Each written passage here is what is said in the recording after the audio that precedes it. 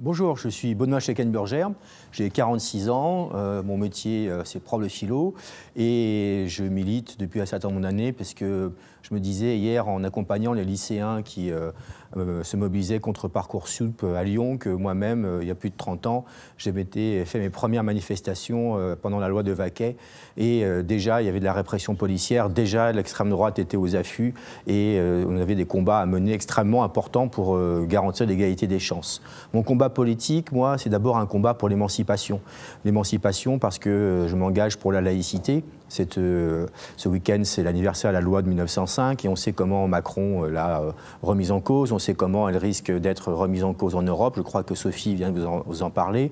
Et cette lutte pour défendre la laïcité, c'est-à-dire la loi qui permet d'assurer l'égalité, l'universalité et l'émancipation de tous et de toutes, il faut la mener en Europe au moment où des groupes de plus en plus extrémistes de droite prennent le pouvoir un peu partout. Et c'est un des enjeux de cette campagne, montrer que oui, une alternative progressiste reste possible, reste nécessaire, à condition de ne rien lâcher contre l'extrême droite. L'autre combat que je mène en ce moment est aussi pour prendre en compte la question de la souffrance animale, des nouvelles questions animales. Elle m'intéresse du point de vue philosophique et elle m'intéresse aussi du point de vue politique parce qu'il ne faut pas en rester à une dimension qui serait simplement moralisante ou de l'ordre de la sympathie. C'est un grand changement d'esprit, savoir comment on va prendre en compte la manière de traiter autrement nos relations à l'animalité et je crois qu'en Europe, précisément, au Parlement, là aussi, le principal combat qu'on aura mené, il sera contre les lobbies de l'agroalimentaire, contre les lobbies du capitalisme, car en réalité, la vraie logique du capital, c'est de transformer tout en marchandises. Les hommes, les animaux, ceux qui travaillent, ceux qui sont exploités, etc.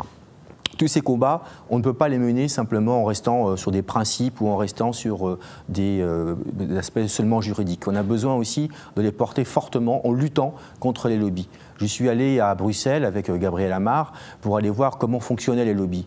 Et c'est absolument ahurissant. Quand on voit la manière dont ils sont non seulement bien sûr présents, qu'ils font des pressions et peut-être même parfois de la corruption, mais c'est pire que cela parce qu'ils sont instillés dans tous les autres domaines de l'activité de Bruxelles et des différentes commissions, du Parlement, du Conseil, etc., etc.